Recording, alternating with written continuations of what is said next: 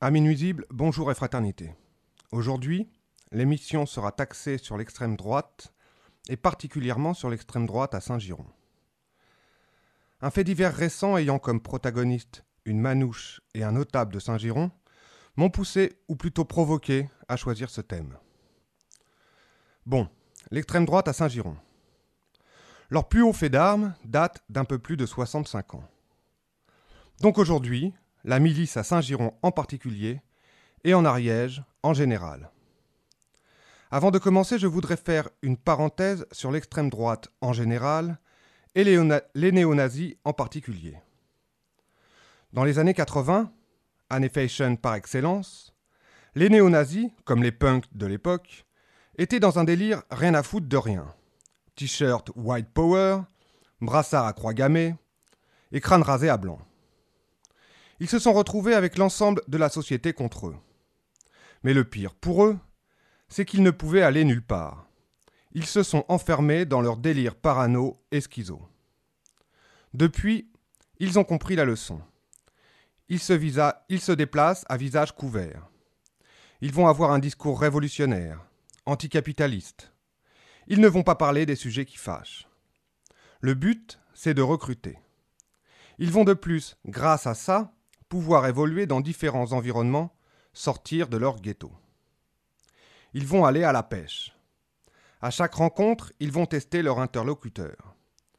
Ils vont faire glisser la discussion. Si la prise est mauvaise, ils vont laisser tomber. Par contre, si la prise est bonne, et ils recrutent. Des apéros saucissons à la musique techno, ils s'immiscent, doucement, tranquillement. Et la gauche caviar ne les voit pas venir. Ou plutôt ne veut pas les voir. Pourquoi ?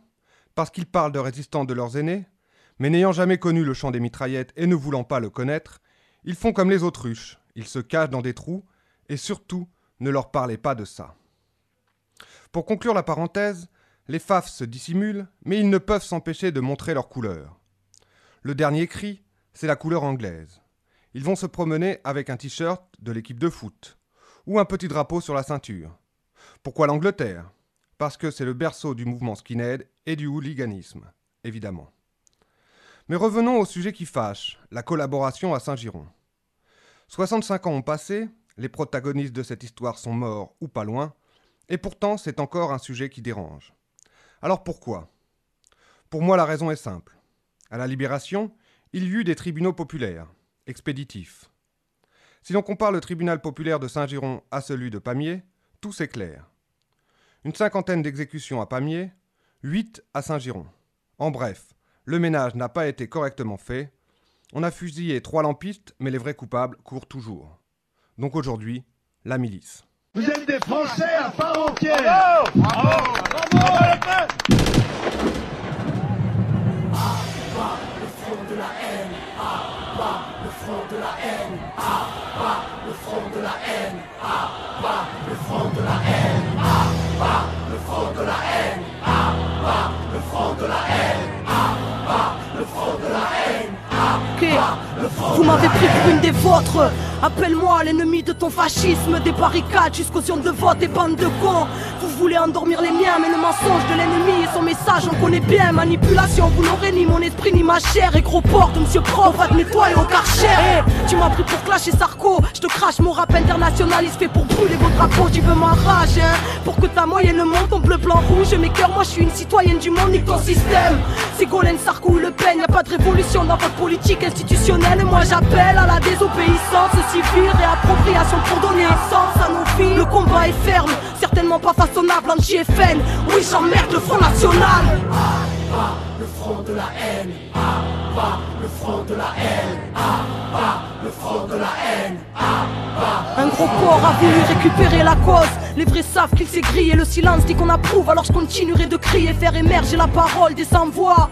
Car la vraie révolution se construira d'en bas. La résistance est en marche contre vos partis démoniaques, oligarchie, confrérie. C'est le peuple contre les monarques insoumis. On le reste même quand l'ordre tyrannise. Faut qu'on construise sans eux pour faire tomber leur pyramide. Le combat continue et le changement viendra d'en bas. Désobéissance civile, à travers la France. Moi je soutiens aucun de vos candidats, votre mascarade présidentielle. Car le changement ne sera pas institutionnel. fuck le FN, fuck l'UNP, fuck le PS, le changement viendra d'en bas. Oh, nique les partisans de la haine, leur propagande basée sur la calomnie et le mensonge. Voilà encore une preuve. Yeah, Kenny Arcana, la rage du peuple, dédié à tous les sans-voix. Oh, le changement viendra d'en bas, on continue le combat. Pour commencer, une définition générale de la milice et quelques dates clés. La milice est, à la différence des partis collaborationnistes, une institution officielle de l'État français. Créée par une loi du 30 janvier 1943, dotée d'un budget, placée sous l'autorité directe du chef du gouvernement Pierre Laval, c'est un organisme hybride groupant progressivement aux côtés d'un parti politique de type totalitaire, une force de police représentée par le deuxième service et une unité militaire, la franc-garde, formée de miliciens armés et encasernés. Sa place n'a cessé de grandir au sein de l'État français, à la mesure de l'activité qu'elle déployait dans sa lutte contre la résistance et de son engagement toujours plus grand aux côtés des occupants. En 1944, son secrétaire, Joseph Darnan, et le plus prestigieux de ses propagandistes, Philippe Henriot, était membre du gouvernement, et l'on a pu dire que le Vichy atrocement policier de 1944 était devenu un État milicien. Née officiellement en janvier 1943, la milice plonge ses racines bien plus avant dans la réalité politique et sociale de la France. Elle est elle-même issue directement du service d'ordre légionnaire, le SOL, cette police parallèle née en 1941 au sein de la Légion française des combattants, organisation qui avait rassemblé, en 1940, la grande masse des combattants des deux guerres autour du nouveau régime et de son chef, le maréchal Pétain. Quelques dates clés en Ariège. Janvier 1942, la direction départementale de la Légion des combattants est modifiée. Achille Loubet en devient président et B, vice-président. Juin 1942, formation du SOL en Ariège à l'initiative de B, nommé par Darnan, chef départemental du mouvement. Participation d'une délégation du SOL ariégeoise à la manifestation de Lyon. 30 août, la section du SOL assure l'encadrement de la fête légionnaire organisée à Foix à l'occasion du 2e anniversaire de la Légion des combattants. 18 octobre, participation du SOL à la remise d'un fanion à la section légionnaire du Mas d'Asile. 24 octobre, des tracts du Front patriotique de la jeunesse lancés dans l'usine du chef départemental. 30 octobre, la dépêche de Toulouse félicite le chef B qui vient d'être décoré de la Francisque. Nuit du 28 au 29 octobre. Nuit du 3 au 4 novembre. Des membres du SOL effectuent des distributions massives de faux tracts gaullistes dans les principales localités du département. 11 novembre. Des membres du SOL collaborent avec la gendarmerie dans certaines localités pour prévenir les manifestations qui souhaitaient organiser la résistance. Janvier 1943. Tournée de conférences publiques des chefs de la Noue du Vert. 8 février. Première réunion publique organisée à Serres par les chefs du SOL en vue de constituer la milice. 28 février. Assemblée constitutive de la milice à Foix. Mars. Assemblée locale constitutive de la milice. Avril. Conférence publique sous l'égide de la milice. Mai.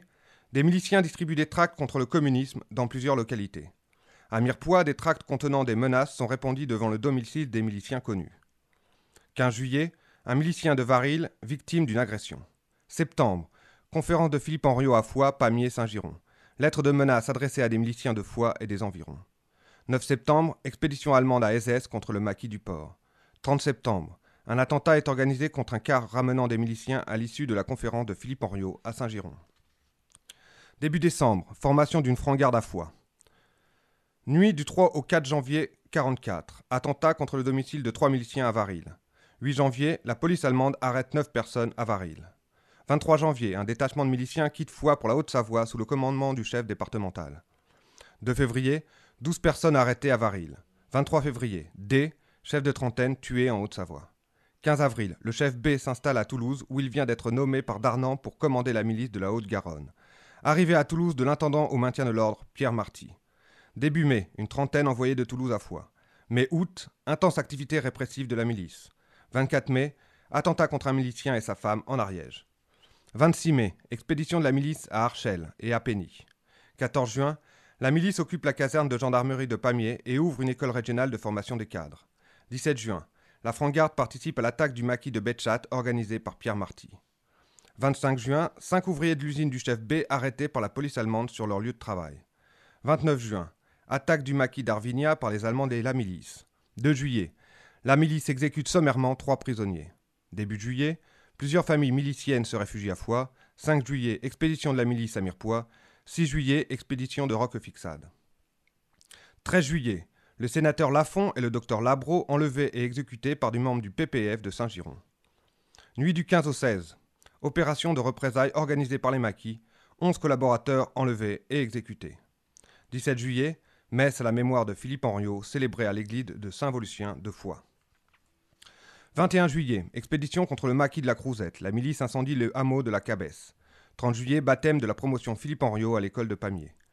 15-16 août, la milice quitte Foix et se replie à Toulouse. 19 août, la milice de la région de Toulouse se replie vers l'Allemagne. 21 août, les Allemands incendient le village de Rimont. 22 août, une colonne allemande capitule à Castelnaudary, d'Urban. L'Ariège est alors définitivement libéré. 19 août, 31 août, le tribunal du peuple de Pamiers. 1er septembre, 25 octobre, plusieurs miliciens comparaissent devant les tribunaux militaires mis en place dans le département. 28 novembre, première séance de la chambre civique. 30 novembre, première séance de la cour de justice. Le 30 mai 45, la cour de justice et la chambre civique sont supprimées.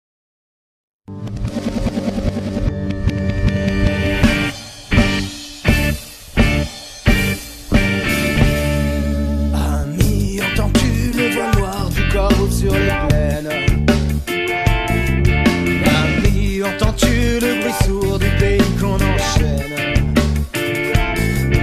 Oh, et partisans, ouvriers, paysans, c'est l'alarme, c'est l'alarme. Ce soir, l'ennemi connaîtra le coup du sang. Et tes larmes, et tes larmes.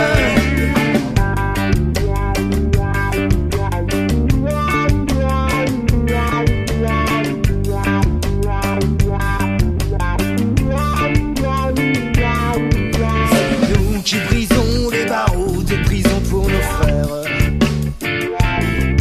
La faim qui nous pousse et la haine à nos trousses la misère.